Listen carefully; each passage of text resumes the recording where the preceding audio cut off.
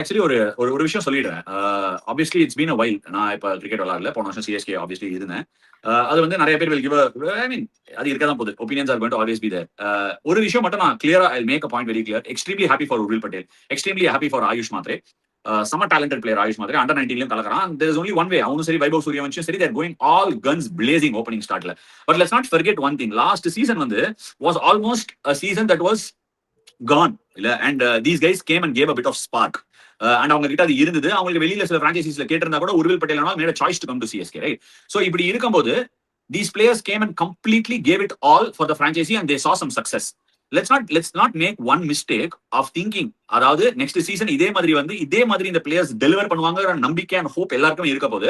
But it's second season for both of them right. And first season அவங்க வரும்போது எல்லா பவுலர்ஸுமே scouting is not going to be the greatest.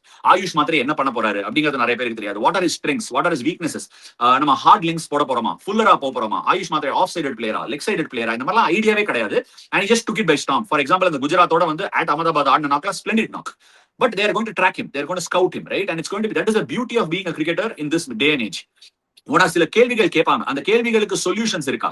என்ன மாதிரி கேள்விகள் கேட்பாங்க? என்னோட அக்லீஸ் இல்ல என்ன வீக்னஸஸ் என்னன்னு தெரிஞ்சுன்னு வரணும். Next same thing similar with Urvil Patel. Sure, he's very good at this level, but scouting will be done. So as fans and as a team, you need to be understanding that there is pedigree with Ruturaj Gaikwad and Sanju Samson. Pedigree. What is pedigree? When I say pedigree, it is you making runs, you making quality runs, and you sustaining that runs for a period of time. அதை நம்ம மறக்க கூடாது. But என்ன ஒரு விஷயம், நான் வந்து I would love to see both of them go hammer and tongs with opening right. ஏன்னா ரெண்டு பேருக்குமே டிஃபரண்ட் ஸ்ட்ரெங்த்ஸ் இருக்கு. ஒருத்தன் தடவி கொடுத்து பொழப்பான், ஒருத்தன் அடிச்சு பொழப்பான், ரெண்டுமே இருக்கு.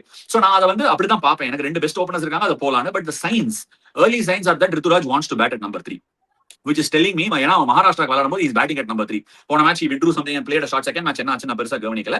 So the signs are that Ruturaj will bat at 3. Which begs the question, where will Urvil Patel bat? Will Urvil Patel play? Will it take that center stage? ஏன்னா இப்போ வந்து CSK are looking at Andre Russell to go very hard. Let's wait for that. Let's wait to see who are all there in the auction roster. அதெல்லாம் நம்ம பொறுத்து இருந்து பார்ப்போம். But எங்க வர போறாரு? If they want, where are they going to come? So இதெல்லாம் begs to be asked. I would still think